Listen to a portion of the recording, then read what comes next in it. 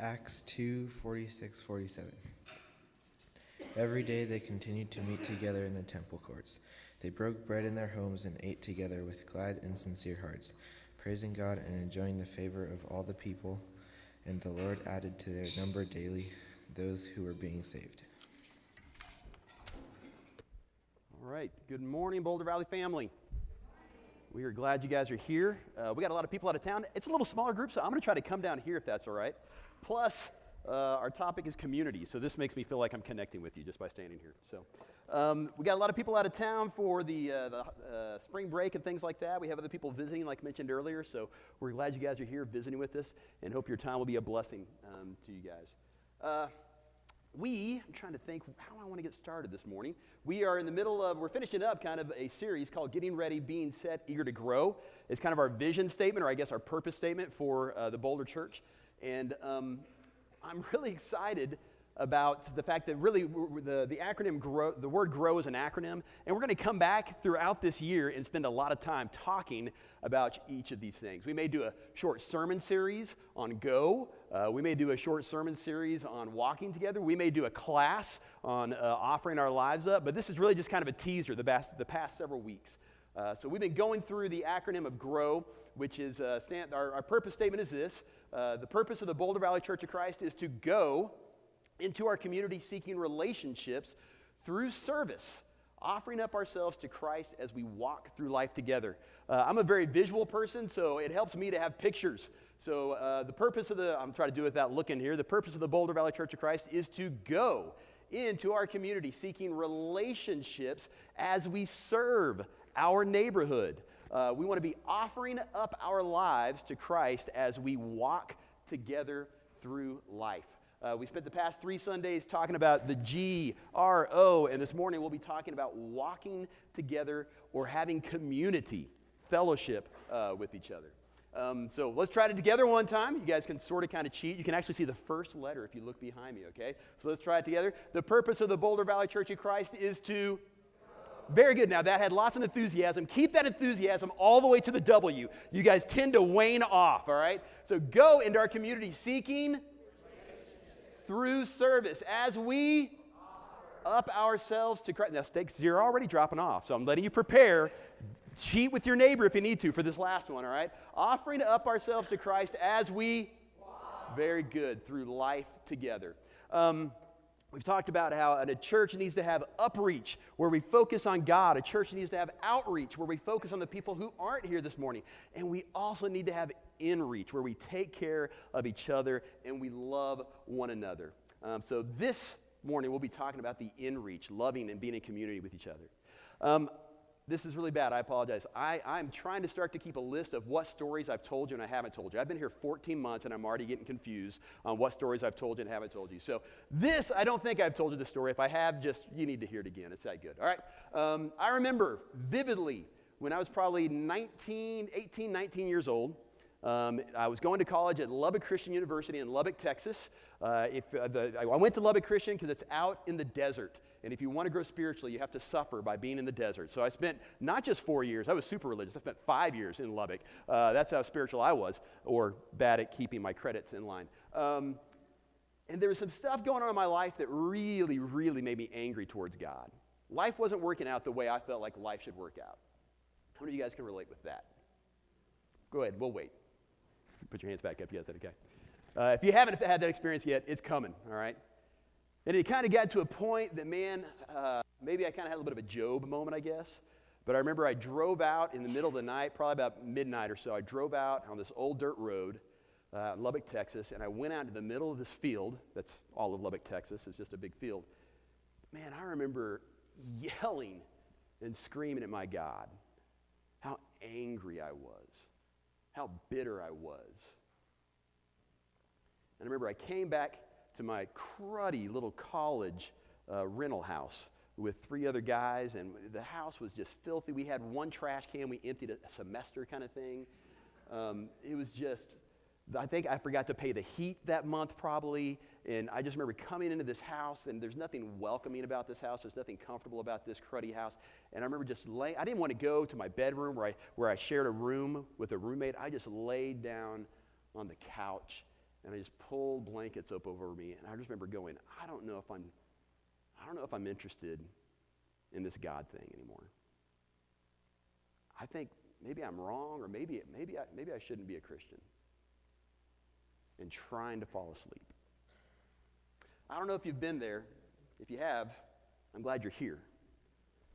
But if you are there someday, I want to talk about what I hope that Christ can do in our lives. This idea of us walking together, community, this is really important, and it flies in the face of American culture. American culture kind of says, I have my car that I get in, I drive into my driveway, I push my button, I open my garage door, I drive into my garage door, I close my garage door. I do life, me and my family, we do life with ourselves. You guys have probably, I'm sure you've seen things and noticed how front porches are no longer very important in homes. Most neighborhoods are built with 6 or 8 foot high fences, so you don't have to look at and even know that you have neighbors. We have gotten where we are very much, life is about me and just my family, or me and myself. And that flies in the face of who God is from the beginning. Genesis chapter 1:26 says, then God said, let us make mankind in our image. From the very beginning, God has been in relationship with the Son and with the Holy Spirit. And so he makes us where we need to be in relationship with one another. Acts 2 is where we're taking this idea of walking together and being in relationship and friendship and community with each other. It says this, we talked about this a little bit in class this morning. Every day, the church, the new believers, they continued to meet together in the temple courts. They broke bread in their homes and ate together with glad and sincere hearts, praising God and enjoying the favor of all the people. And the Lord added to their number daily those who were being saved. There was a church several years ago that I thought this was kind of interesting in Texas, that they stopped doing the Lord's Supper on Sunday morning. And the reason is, as we've talked about this a little bit, that they said, we've taken what the Lord's Supper should be, a meal, a time of sitting around a table, a time of being in each other's lives and each other's homes, and we've kind of narrowed it down and streamlined it so we can get it done in 10 minutes. And that's not a sin. There's nothing wrong with that. I understand that. But this church said, we shouldn't do that. So they only did the Lord's Supper in home churches, in small groups, in people's homes. I love, matter of fact, one of our small groups that meets right now. Every Sunday, we have some people that meet together, and they eat a meal together, but then they break the bread again. You guys are doubling up. Are you taking it here too, Seth? You guys are being selfish with the Lord. I like that. You're taking it twice in a day. That's good, okay? They sit around a table in community, and they break bread together. And I'm afraid that if we just have this idea that break off the piece of bread, take this little thing, okay, there, I've done that, we are missing out on what the first century church used to do. They used to be in each other's homes daily, spending time with one another. We read in Ecclesiastes 9:12, 2 are better than one, because they have a good return for their labor. If either of them falls down, one can help the other up. But pity anyone who falls and has no one to help them up. Also, if 2 lie down together, they'll keep warm. But how can one keep warm alone? Though one may be overpowered, 2 can defend themselves. A cord of 3 strands is not easily broken. Camden, you want to help me out here? Camden's going to help me out here with this idea. So I've got some, Brad, sorry, I think I stole these from the youth group. What are these for? Is this when the kids act up, Brad? What is this? Yeah? No wonder, man, there's only a few of them over here this morning. Apparently you've been coming down on them. Come on up here, Camden. These are little bamboo reeds, I guess? Is that probably what they are, I guess? You're pretty strong. Can you break that for me? Oh, like a man, like a boss. Well done, all right? Okay. All right, well, the one's pretty good. What do you think you can do 2? I haven't got a skinnier one for you there. You can't use your knee either, just so you know. Hey, oh, wow. Mitch, I'd like to apologize. We'll get him to clean up afterwards, okay? All right. It says a strand of 3 cords is not easily broken. Let's take this up a notch. And I have backup just in case you're stronger than I thought and you could break 3 of them, okay? Grab them there. Oh, my goodness. All right. Was that a little harder? Yeah. Okay. All right. Well, see, now you're ruining my point. I didn't think you'd be able to break 3. All right. So here, now break that many. Yeah, try that. I should have brought rope up here instead. Oh, you can't do it. All right, give him a hand. All right, give him a hand. Camden, thank you, kinda. I appreciate that. All right. I should have told him ahead of time, hey, whip out on that third one. All right. Did it get harder and harder? All right, well, that's my point I was trying to make anyways. All right. You guys, I hope you've never had this in time of your life, but you probably have, where something tragic happens. And if you don't have somebody to call, if you don't have somebody to sit around with and be angry or be sad with, that's rough, isn't it? But when you have other people who can sit with you and they can be angry, they can be upset, that makes a huge, huge difference. I worked with a young man for many years in youth ministry who his whole thing, ever since he was a little kid, he wanted to be in the military. And I mean, even in junior high, he used to read through military manuals and history of war and battle and all these things like this. He would show up to youth group and he would have a huge backpack on. The backpack would just be filled with weights because he was getting ready to join the military in 7 years kind of thing. I mean, this guy was looking forward to being in the military. And one thing about this young man is that he was very, very independently strong. And I remember saying to him, Alex, we've got this event going on, man. You should come hang out. We're doing small groups. In our small groups, we sit down in small groups and we have conversations and we help each other with struggles and battles. And Alex would always say, no, I'm not doing that. I don't need that. I got my own quiet time. I'm good with God. I don't need other Christians. And I remember pointing out to him, that's pretty impressive, Alex, because Jesus, the Son of God, that guy who could walk on water and cast demons out, when he was going through a hard time right before his crucifixion, he needed to be surrounded with friends. But hey, sounds like you've got this covered. You don't need anybody. Jesus needs help. You don't. And I thought it was kind of brilliant. He went to the military, and they beat that out of that boy with push-ups and sit-ups and running. And they said, we don't care about you as an individual. We care about you having your brother's back. And he came back and he told me, he said, there's a phrase they said over and over and over again, especially towards me, Rob, the soldier who fights alone dies.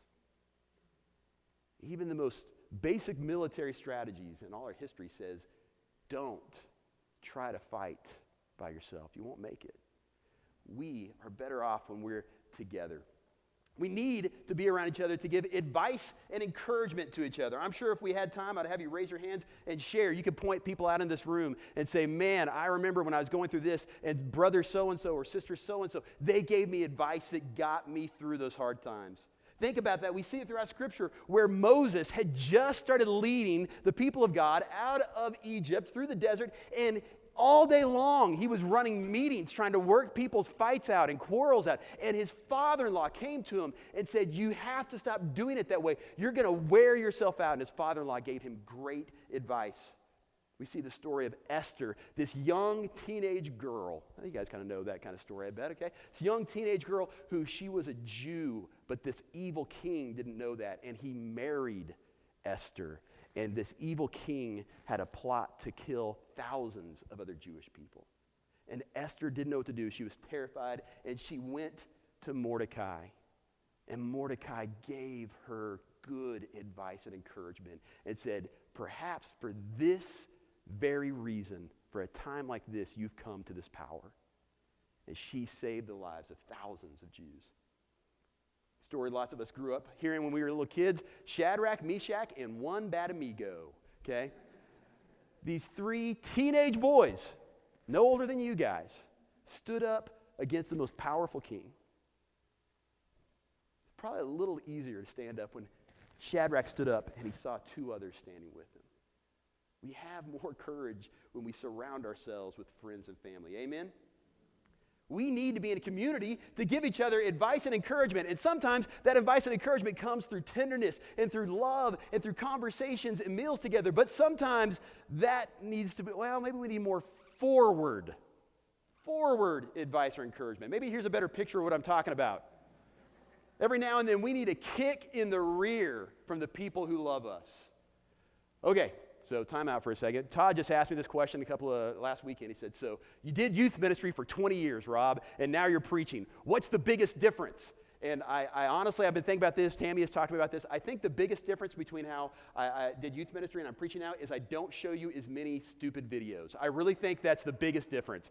That with teens, I'm always like, I got 5 minutes, I've lost their attention. I'll show them a stupid video, and that'll make them laugh. And then I got 5 more minutes to talk to them before they run a point I'm trying to make. All right? So I'm going to show you a stupid video. I hope that's okay with you. You may be like, what in the world? Just remember, please forgive me, 20 years of youth ministry. It has to come out every now and then.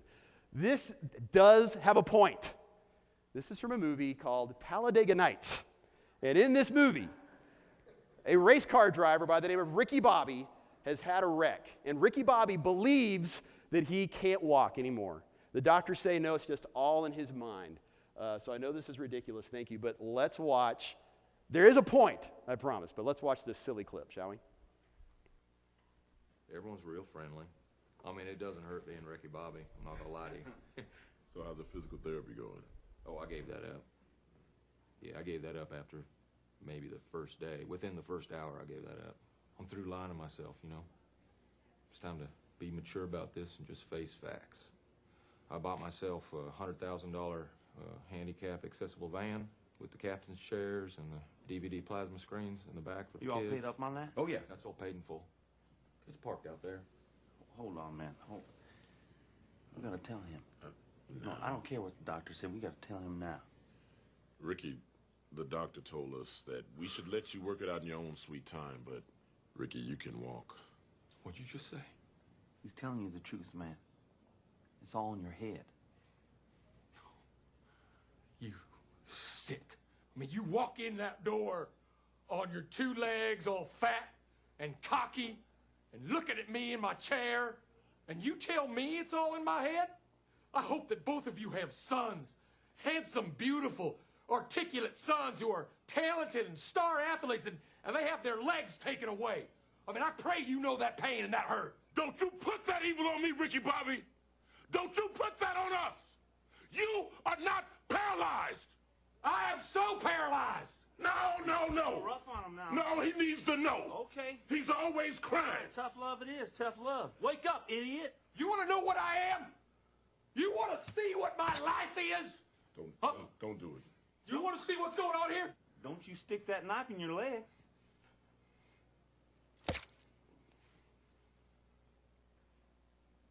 Oh, man! Ow! Well, hold on. Ow! Oh, man! Hold on now. Hold on. Oh, that hurt! Walk it off. Oh, my! Walk it off. Ow! Stretch. Ah! Stretch it out, man. Stretch it out. Hey, man. You can walk. You can walk. I can walk! You can walk. Okay. Now you're like, okay, now tie that in. Let's say that makes sense. The point is this, is that there are times that we need to love each other enough to have tough love. There's times where we don't need to just beat around the bush and just try to be polite and just go, well, I know this brother or sister, I know they're doing this thing and it's wrong and it's hurting their family and it's hurting us, but I'm just going to stay over here and I'm going to give them their privacy. I'm going to pray about that. I'll leave them alone. That's wrong. There are times that we need to be forward with each other, not out of angerness or bitterness, but out of love. That we say to each other, you've got to change this about your life because you're not living how God is calling you to live. And that's only going to lead to hurt and pain. Jesus did this with Peter. When Peter had the attitude where he was saying, Jesus, you're not going to die on the cross. I'll never let you die on the cross. And Jesus loved Peter enough to say, get behind me, Satan. You don't have the things of God in mind, but the things of the world. We see this once again, poor Peter. Peter, he's trying to get figured out in his mind, can I be around both Jews and can I be around both Gentiles? And there was a time where he was sitting with the Gentiles and eating with them until he saw other Jews come in and he moved away to go sit with the Jews. And Paul loved Peter enough to get angry at him and tell him you're being a hypocrite. Man, we see this in the life of King David.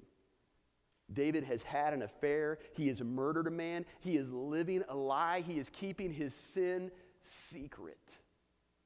And Nathan the prophet loves him enough to get in his face and tell him, you have sinned and you need to make it right with the Lord. Dear family, may we never ever confuse loving one another with cowardness.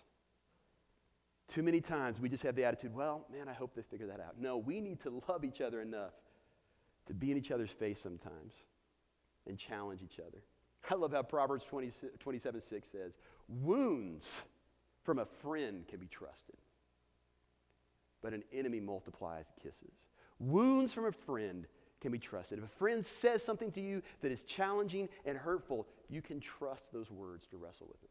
I like how a certain Christian girl music group put it together. They said, a real friend stabs you in the face, not in the back. A real friend will get in your face and be honest with you about the things that we need to change.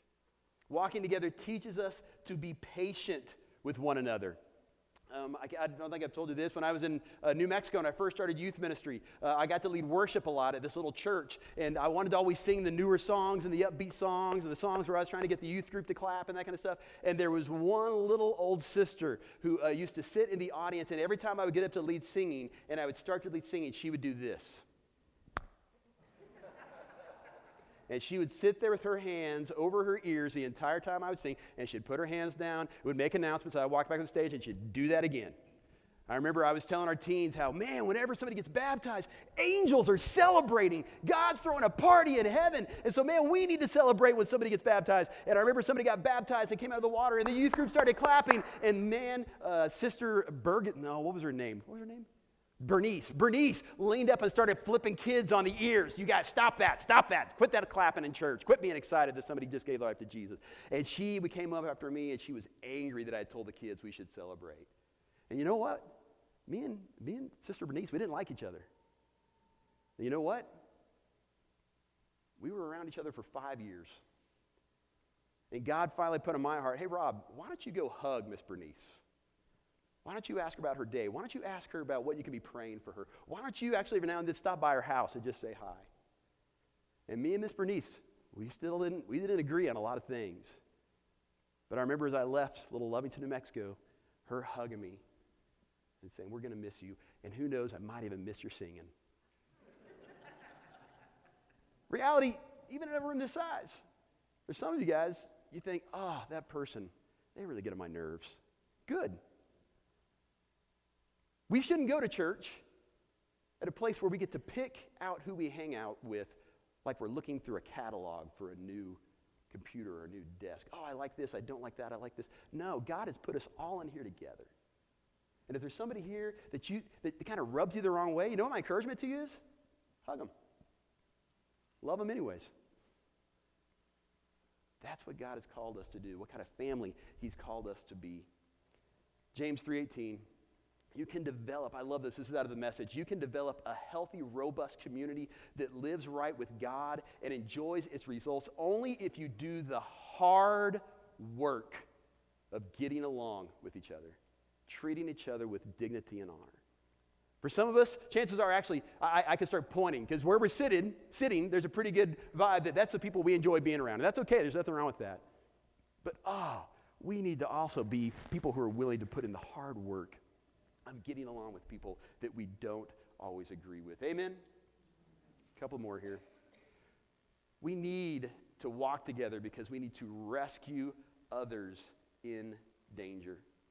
I remember when I was doing youth ministry at a church, there was a young man, we'll call him Steve. Steve was probably about 15, 16 years old. He was 16 because he was driving, I remember, and Steve started messing around with drugs. As a matter of fact, Steve started selling drugs. And we were doing this thing with the high school guys where we were kind of going through the idea of being a band of brothers when that movie series came out and reading through some books about how men need to have each other's backs in the church. And I remember one day after class, somebody came up and they said, hey, did you hear Steve? You know, he got caught by the principal. He got kicked out. The police are probably going to get involved. And I thought, you know what? I'm calling an audible really quick. So I told all the high school guys, don't come into worship yet. We're all going to meet in this back room together. And we're going to talk about what is our plan to go out and fight for and rescue Steve. And so we had about 12, 15 guys in this back room, and I remember one of the elders kind of looked over at the youth group section and he noticed none of the young men were there, and so he came looking for us, and he opened up the door to where we were, and I thought, uh-oh, I didn't tell the elders that I was going to be ditching the first part, having these guys work on what we could do to rescue Steve, and I just explained really quick. I said, Jack, sorry. I said, what we're doing is this, and these guys were meeting, and we're praying, and we're coming up with a plan on who's going to call Steve, and who's going to get lunch with Steve, and who's going to get in Steve's face, and so, as soon as we're done, we'll get into worship. And I love what my elder said. My elder said, Rob, take your time. This is worship. This is what church is supposed to be. You take as long as you need in here with these young men. We need to rescue each other. When marriages hurt, when families hurt, when addiction sneaks in, when sickness, loss of jobs, you name it, when those things are going on, we need each other. Suppose one of you has 100 sheep and loses one of them. Does he not leave the 99 in the open country and go after the lost sheep until he finds it? And when he finds it, he will joyfully put it on his shoulder and go home. Then he calls his friends and neighbors together and says, rejoice with me. I have found my lost sheep. We need each other. Christ knows that. That's why he put us together. And a matter of fact, it may sound kind of funny. We connected. I was saying we want to connect, go in relationships. We want to go into our community seeking relationships through service. This is kind of our outreach idea, that we want to start going into our neighborhood here, the places around here, and we want to serve people and get a relationship with them. But Christ tells us that, you know what? That go also, you can also do evangelism. You can reach out to people. You can make a difference in your community by the way that we walk and do life together. It says this is Jesus towards the end of his ministry. He says, by this, everyone will know that you are my disciples if you love one another. I think sometimes we have this idea, they go, oh, well, if what we need to do is we need to go out and love people outside these walls, and we do. But Jesus says that if we will love each other passionately, the world will look at us and say, why are you guys like that? How is it you guys are patient with each other and put up with each other and love each other and you're there for each other? That the way we love one another in this room can actually, when people visit, they should be able to look and say, I want that. I want to be a part of that. I love from the message, the Hebrews 10 says, let's see how inventive we can be in encouraging and love and helping out. Not avoiding worship together as some have done, but spurring each other on, especially as the big day approaches. And I love this idea of how inventive, how creative can we be as we love each other. So, I'll send this out on Monday, but my challenge for you this week is this. Creatively love somebody that's part of our family this week. If it's a text, awesome. If it's flowers, awesome. If it's dropping off a meal, if it's taking a day and praying for them, how creative, how inventive can you guys be? Can your family be? Can you be loving people in this room? We need to do that so that we can see how God can use that in powerful ways. So, let's go back to that field out in Lubbock, Texas. There I had told God how angry and how bitter I was. Gone back to this cruddy rental house. I'm laying in bed, and at about 5 in the morning, the phone rings. And that's never a good sign. When it rings that early, it's never good news, is it? And I remember kind of sitting there going, why is it ringing right now? And this is probably going to be bad news. It's probably something that just makes my life worse. Some tragedy's probably happened. And I pick up the phone, and I say hello, and on the other side of the phone is my brother who lives 3 hours away. And my brother John said, Rob, I woke up about an hour ago, and I cannot stop thinking about you. God, just like God's kind of put you on my heart. And sorry I'm calling so early, but brother, is everything okay? And I just remember sitting there crying, going, all right, you're there. You've got my back. You're going to show me your love through community, through fellowship, through other people. So, This may seem a little strange, but we're going to try something that's a little different. We didn't do a stand and greet time earlier because we're going to do it now. And then after we do that for a little bit, we're going to close with a song. But during the stand and greet time, here's what we want to challenge you to do. Let's go over, talk to somebody, introduce yourself if you need to even. But let's go a little beyond just the surface of, hey, where are you from? Hey, nice weather outside. Hey, how about this? Hey, and just, so it's going to feel awkward, and that's okay. So you can say, Rob's a nerd. I can't believe he's making us do this. But how are you? What can I be praying for you? What can I do for you? Let's try to get beyond just kind of a surface fellowship and try to get a little deeper in community by sharing our lives with each other. So let's all stand, and we'll take about 5 minutes, mingle around, greet some people, ask some people how you can be praying for them, and then we'll finish up with a song and a prayer.